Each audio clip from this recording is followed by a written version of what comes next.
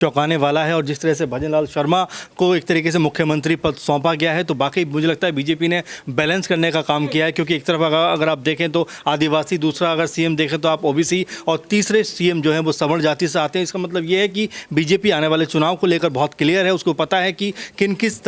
तरह से पूरा एक बिसात बिछाना है। प्रज्ञा खुद वसुंधरा राजे ने इस मीटिंग में यहाँ पर भजनलाल शर्मा का नाम लिया है और देखिए वाकई में बहुत बड़ी बात है। बता दूं आपको कि भजनलाल शर्मा जो है वो भी आरएसएस संघ से जुड़े हैं, ठीक उसी तरीके से जिस तरीके से मध्य प्रदेश के सीएम को यहाँ पर चुना गया है, क्योंकि यहाँ पर जो मध्य प्रदेश के सीएम बने हैं, नए सीएम जो मोहन यादव की मैं यहाँ पर बात कर रही हूँ, वो भी आरएसएस संघ से ही जुड़े हैं। तो देखिए यहाँ पर कहीं ना कहीं भारतीय जनता पार्टी नए नए चेहरों को लेकर विपक्षी दलों को भी चौंका रही है। नाम यहाँ पर देखिए कितनी लंबे नाम की यहाँ पर कतार लगी थी। कहाँ वसुंधरा राजे कहा जा रहा था, एक तरफ यहाँ पर बताया जा रहा था दिया कुमारी, बाबा बालकनाथ, तमाम नाम सामने आ रहे थे, लेकिन इन सारे दिग्गज नेताओं को इस लिस्ट से साइड कर किसी नए चेहरे को यहाँ सीएम बना देना वाकई में भारतीय जनता पार्टी की यहाँ पर ये तारीफ कहूँ मैं अगर विपक्षी दल है तो जाहिर सी बात है कि इसको लेकर के कहीं ना कहीं मुझे लगता है कि 24 में विपक्ष के लिए एक कड़ी चुनौती अब जो है भारतीय जनता पार्टी ने। अच्छा अबरार, यहाँ पर देखिए बेहतर बताएंगी और केंद्रीय नेतृत्व बेहतर बताएगा कि एक साल की बात किसके लिए थी, लेकिन भजनलाल शर्मा को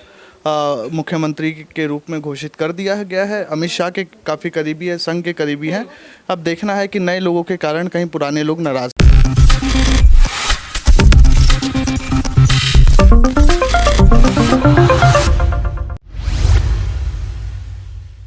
नमस्कार, नेक्स्ट 9 न्यूज देख रहे हैं आप और मैं हूं आपके साथ प्रज्ञा सिंह। स्वागत है आप सभी का मेरे खास प्रोग्राम 2024 का महासंग्राम। आज राजस्थान को लेकर जो सरगर्मी सुबह से ही देखने के लिए मिल रही थी, अब उन तमाम कयासों पर पूर्ण विराम लग चुका है और राजस्थान को उसका नया मुख्यमंत्री मिल चुका है। वसुंधरा राजे, बाबा बालकनाथ, किरोड़ी लाल मीणा, दिया कुमारी, इन नामों में से एक भी नाम मुख्यमंत्री पद के लिए फाइनल नहीं हो पाया। राजनाथ सिंह जो आज सुबह सुबह पर्यवेक्षक के रूप में अपनी टीम के साथ राजस्थान पहुंचे, उन्होंने एक नेता का चयन किया मुख्यमंत्री पद के लिए और अब लगातार सवाल ये उठ रहे हैं कि आखिरकार कौन है ये भजनलाल शर्मा और आखिरकार क्यों वसुंधरा राजे के दबदबे के आगे, बाबा बालकनाथ की लगातार बढ़ रही लोकप्रियता के आगे, क्यों पार्टी हाईकमान ने भजनलाल शर्मा को चुना है राजस्थान के नए मुख्यमंत्री के रूप में। और ऐसे में वो तमाम सवाल कि वसुंधरा राजे की बगावत, बाबा बालकनाथ को लेकर हिंदुत्व का कार्ड, क्या वो सारी रणनीतियां सिर्फ और सिर्फ विपक्ष को गुमराह करने के लिए थी? आखिरकार क्यों भजनलाल शर्मा को चुना गया है राजस्थान में मुख्यमंत्री पद के लिए? ये तमाम सवाल अब सामने आने लगे हैं और न्यूज रूम में मौजूद अपने सभी सहयोगियों से इस चीज को समझेंगे कि वसुंधरा राजे की लगातार बनाई जा रही रणनीतियों के आगे आखिरकार क्यों भजनलाल शर्मा हावी पड़ते हुए नजर आए। मेरे साथ मेरे वरिष्ठ सहयोगी अमन जी मौजूद हैं और उनसे सबसे पहले इस चीज को समझेंगे। अमन जी, लगातार देखा जा रहा था कि कभी वसुंधरा राजे, कभी बाबा बालकनाथ, किरोड़ी लाल मीणा, कई नाम मुख्यमंत्री उम्मीदवार की जो एक रेस चल रही थी उसमें थे, लेकिन फिर से वही देखा गया, पहले छत्तीसगढ़, फिर मध्य प्रदेश और अब राजस्थान में भी एक ऐसे नेता को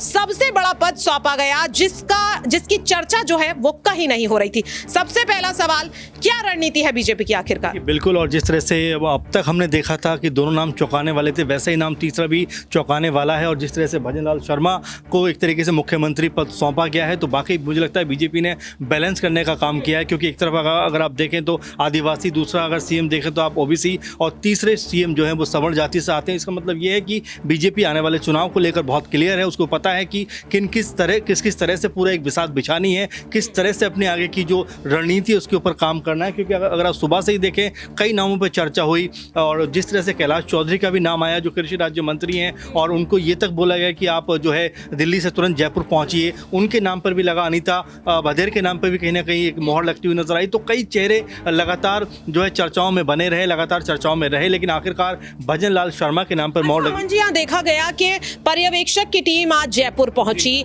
विधायकों का जमावड़ा जो है वो पार्टी मुख्यालय में लगातार लगता हुआ नजर आया। इस दौरान वसुंधरा राजे को लेकर कई तरह के कयास लगाए गए, राजनाथ सिंह को लेकर तमाम तरह के दावे किए गए, यहां तक कि बाबा बालकनाथ मुख्यमंत्री बनने वाले हैं, कई वेबसाइट्स में ऐसा दिखा भी दिया गया। तो क्या ये भारतीय जनता पार्टी की पूरी रणनीति थी कि जब तक वे खुद नाम का ऐलान ना करें, ये जो नाम है ये किसी भी तरह से लीक ना हो पाए? क्योंकि वसुंधरा राजे के तेवर भी कहीं ना कहीं ऐसे ही लग रहे थे कि वही मुख्यमंत्री बनने वाली है। बिल्कुल प्रज्ञा जी, अगर आप देखें, आप पूरे का पूरा जो माहौल है वो राज्य के पक्ष में लग रहा था एक समय, लेकिन जैसे ही नाम का अनाउंसमेंट होता है तो वो क्या अब कहती हुई और क्या करती हुई नजर आती है, क्योंकि लगातार उनके जो बागी सुर थे, जिस तरह के तेवर थे, वो ये समझा रहे थे, बता रहे थे कि वो बीजेपी के सामने जरा भी जो है हार मानने वाली नहीं है। उन्होंने जिद ठान के रखी थी कि उन्हें ये सीएम पद मिलना चाहिए, लेकिन अब जबकि भजन लाल शर्मा का नाम इसके ऊपर पूरी तरह से कह सकते हैं कि मुहर लग गई है, तो इसके बाद अब उनका एक्शन क्या होगा ये भी देखना दिलचस्प होने वाला है इस पूरे के पूरे मामले में। क्योंकि अगर सबसे अंतिम पायदान पर देखें तीनों राज्यों में,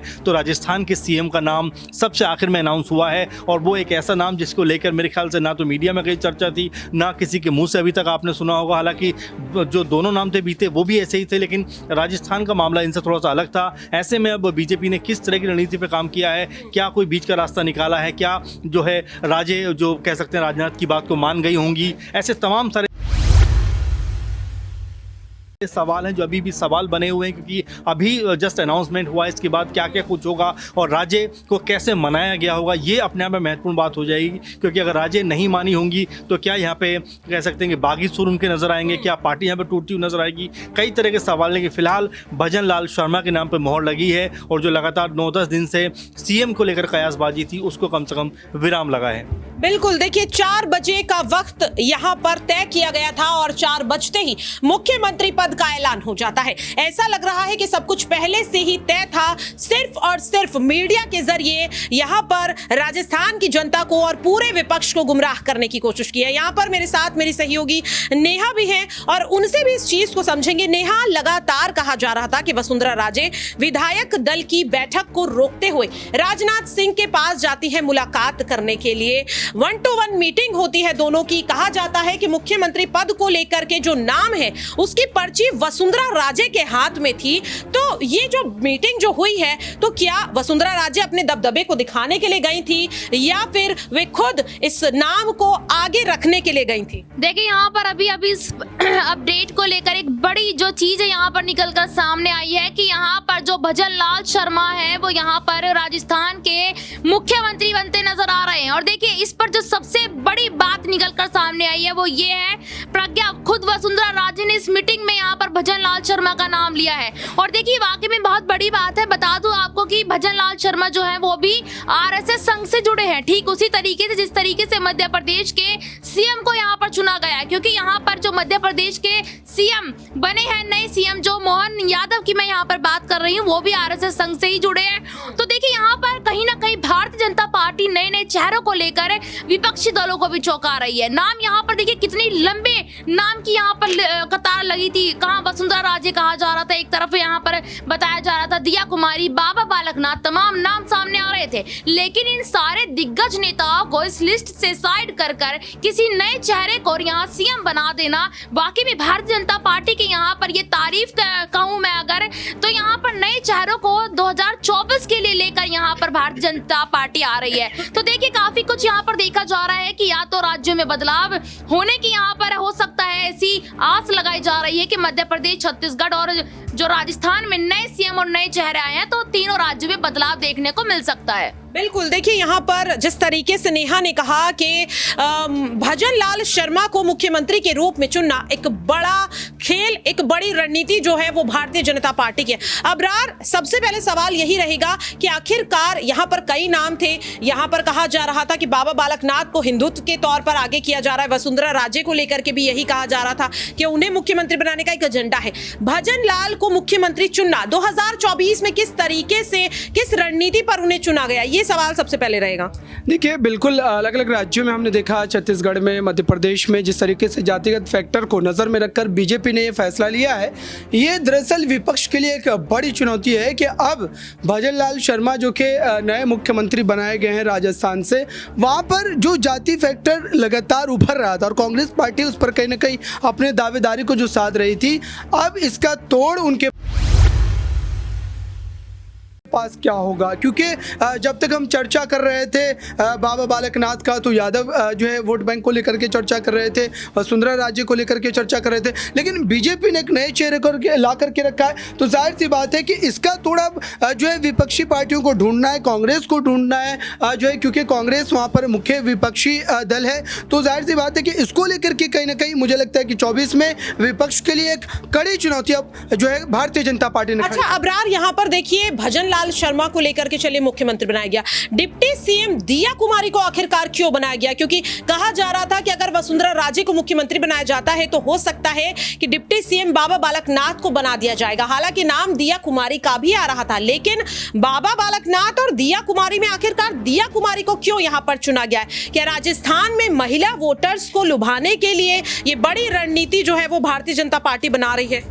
देखिए, दिया कुमारी को जो है यहाँ पर उप मुख्यमंत्री बनाने का मुझे लगता है कि सीधा फैक्टर भाजपा का ये रहा होगा कि राजस्थान में कहीं ना कहीं घरानों का एक प्रभाव रहा है और राजे घराना जो है वो लगातार राजनीति में अपना प्रभाव रखा है, चाहे वो कांग्रेस की सरकार रही हो या भाजपा की रही हो। तो ऐसे में अगर वसुंधरा राजे को वो आगे नहीं कर रहे हैं तो उन्होंने दिया कुमारी को आगे किया, तो कहीं ना कहीं उस वोट बैंक को साधने के लिए उन्होंने एक चेहरे का इस्तेमाल किया है। और इसके पीछे जो फैक्टर है मुझे लगता है कि यही है कि राजघरानों का जो अपना एक दबदबा रहता है, चाहे वो किसी भी दल में रहे, उनकी अपनी एक जो है फैन फॉलोइंग रहती है, लोग उनसे जुड़े रहते हैं। तो मुझे लगता है कि इसी वोट बैंक को साधने के लिए दिया कुमारी को आगे किया गया है। बिल्कुल, देखिए यहाँ पर जिस तरीके से अबरार ने कहा कि एक बड़ी रणनीति दिया कुमारी को डिप्टी सीएम बनाने के पीछे हो सकती है, लेकिन ऐसे में आखिरकार उन तमाम दावों का क्या जो वसुंधरा राजे और जेपी नड्डा की मुलाकात को लेकर किए जा रहे थे, फोन कॉल की उस बात को लेकर किए जा रहे थे कि वसुंधरा ने पार्टी हाईकमान के सामने ये मांग रखी है कि उन्हें 1 साल के लिए मुख्यमंत्री बनाया जाए। क्या ये मांग वसुंधरा ने अपने लिए रखी थी या फिर भजन लाल शर्मा के लिए? और इसी सवाल के लिए मेरे साथ मेरे वरिष्ठ सहयोगी राकेश मोहन जी हैं, उनसे इस चीज को समझना चाहेंगे कि ये जो 1 साल मुख्यमंत्री पद की जो बात थी, कहा जा रहा था कि वसुंधरा राजे ने अपने लिए ये बात रखी है, क्या ये भजन लाल शर्मा के लिए तो नहीं थी? देखिए, ये तो वसुंधरा राजे बेहतर बताएंगी और केंद्रीय नेतृत्व बेहतर बताएगा कि 1 साल की बात किसके लिए थी, लेकिन भजन लाल शर्मा को मुख्यमंत्री के रूप में घोषित कर दिया गया है। अमित शाह के काफ़ी करीबी है, संघ के करीबी हैं। अब देखना है कि नए लोगों के कारण कहीं पुराने लोग नाराज ना हो जाए। बिल्कुल, देखिए वाकई में ये बहुत बड़ी बात जो है वो राकेश जी ने कही है कि 2024 की रणनीति बनाने के चक्कर में कहीं भारतीय जनता पार्टी अपने सबसे दिग्गज दावेदारों को खो तो नहीं देगी, क्योंकि जाहिर तौर पर तीनों ही राज्यों में एकदम नए चेहरों को सबसे बड़ी जिम्मेदारी सौंपी गई है। क्या 2024 तक ये तीनों ही नेता वाकई में इस बड़ी जिम्मेदारी को निभा? तो वाकई में देखिए जितने भी सवालों के जवाब यहां पर मिले हैं, इनसे एक बात तो साफ है कि भारतीय जनता पार्टी ने काफी रणनीति के बाद बनाने के बाद यहां पर तीनों राज्यों में अपने मुख्यमंत्रियों को बाहर कर दिया है निकालने का। और अब ऐसे में सवाल लगातार ये उठ रहा है कि मध्य प्रदेश, छत्तीसगढ़, राजस्थान, तीनों ही राज्यों के उनके मुख्यमंत्री मिल चुके हैं। 2024 को लेकर भारतीय जनता पार्टी की ये रणनीति क्या वाकई में विपक्ष को ढेर करने का काम करती हुई नजर आएगी या फिर उन्हीं की पार्टी के दिग्गज नेताओं को नाराज करने का काम करती हुई नजर आएगी? देखना काफी ज्यादा अहम होगा। फिलहाल के लिए मेरे खास प्रोग्राम 2024 का महासंग्राम में इतना ही। बाकी की तमाम अपडेट्स के लिए आप देखते रहिए नेक्स्ट 9 न्यूज।